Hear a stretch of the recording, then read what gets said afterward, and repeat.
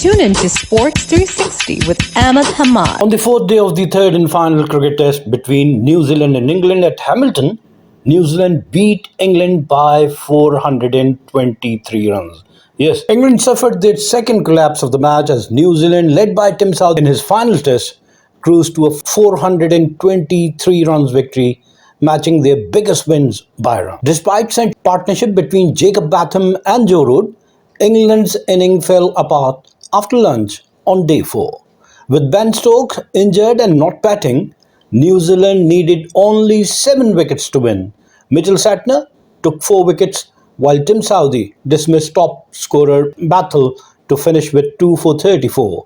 The victory ended New Zealand's 4-match home losing streak and secured their remarkable record in Hamilton, where they have won 8 of their last 10 test matches. England have already claimed the series ending 2024 on a disappointing note with a 423 runs defeat, their second heaviest of the year.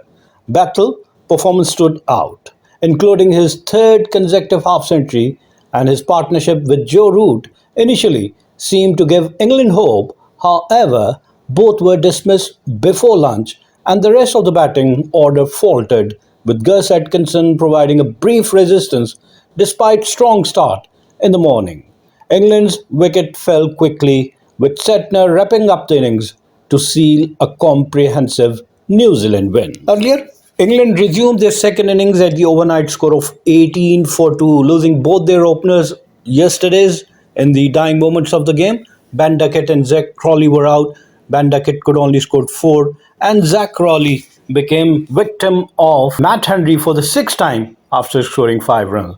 But the third wicket partnership between Joe Root and Bethell put on 104 from 125 balls.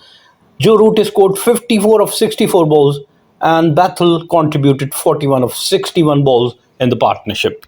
But when their total reached 122 in the 26th over, Joe Root was out after scoring another half-century. He made 54 of 64 balls, hitting 10 fours with a strike rate of 85, and he was legged before by Mitchell Santner.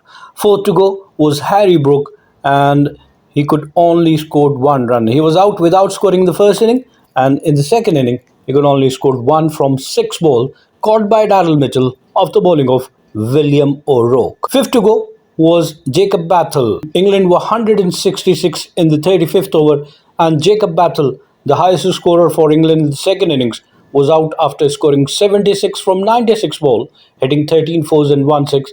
His strike rate was 79, and he was caught by Glenn Phillips off the bowling of Tim Southee. Tim Southee's second and final wicket in Test cricket. Sixth to go was Ollie Pope at 215 in the 43rd over, and Ollie Pope made 17 from 36 balls, hitting 2 fours.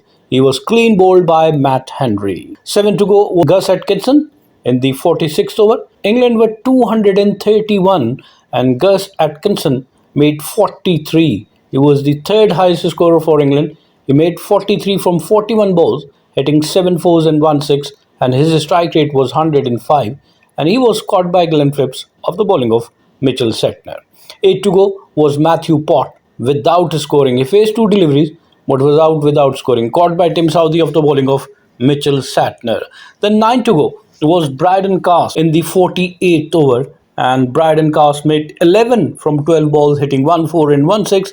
His strike rate was 92, and he was brilliantly stumped by Tom Blundell off the bowling of Mitchell Santner. Ben Stokes, who was injured and was absent, hurt. So Shoaib Bashir with 2 remain unbeaten, and England were all out for 234, batted for 47.2 overs and scoring their runs at 4.94. They played the baseball cricket, scoring runs briskly, but the target was 658, and today England resumed their inning, needing another 640. Were all out for 234, thus losing the match by 423 runs. Fall of wickets for England second inning. First wicket fell at 8, second at 18, third at 122, fourth at 133, fifth at 166, sixth at 215, seventh at 231, eighth at 231, and ninth at 234 while Ben Stokes was absent, retired hurt. Looking at the New Zealand bowling, Matt Henry, 13 overs, 1 maiden, 62 runs and 2 wickets with economy of 4.76. Tim Southee, in his farewell and final test appearance, bowled 8 overs with 1 maiden, gave away 34 runs but captured 2 wickets. 4.25 is his economy. William O'Rourke, 12 overs, 5 maiden, 37 runs and 1 wicket with the economy of 3.08, and Mitchell Santner, 14.2 overs, 1 maiden, 85 runs and 4 wicket with economy of 5 for 93. Summary of the match: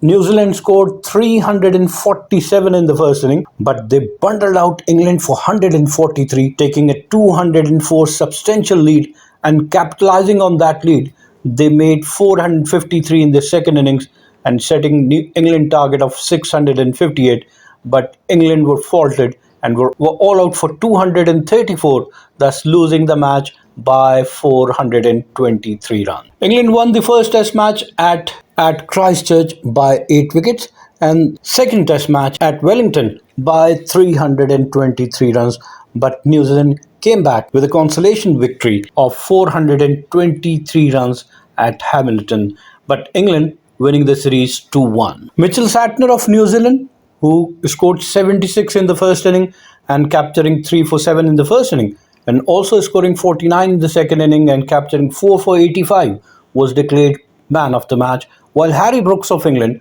who made 350 runs in the series, was declared player of the series. The result of the series does not affect the ICC World Test Championship ranking, as New Zealand remained at 4th place, but they strengthened their position with win percentage of 48.21, while England are at number 6. South Africa is leading the points table with 63.33 win percentage, playing 10 test matches, winning 6 and losing 3, with 1 match ended in a draw, and they have 76 points with win percentage of 63.33. Australia are at number 2. They played 14 test matches, won 9 and have lost 4. 1 match ended in a draw. Their points are 102 and the win percentage is 60.71. While India are at number 3. They have played 16 matches, won 9, lost 6. 1 match ended in a draw. They have 110 points with a win percentage of 57.29. While New Zealand are at number 4. They have played 14 matches, won 7 and have lost 7. They have 81 points with 48.21 their win percentage. Sri Lanka are at number 5. They have played 11 matches, won 5 and have lost 6. They have 60 points with win percentage of 45.45. England are at number 6. They have played 22 matches, won 11, lost 10. 1 match ended in a draw. They have 114 points with 43.18 their win percentage. Pakistan are at number 7. They have played 10 matches, won 4 and have lost 6. They have 40 points with win percentage of 33.33. Bangladesh are at number 8. They have played 12 matches, won 4, lost 8. They have 45 points with a win percentage of 31.25. While West Indies are at the bottom of the table. They have played 11 test matches, won 2 and have lost 7. 2 matches ended in a draw. They have 32 points with a win percentage of 24.24.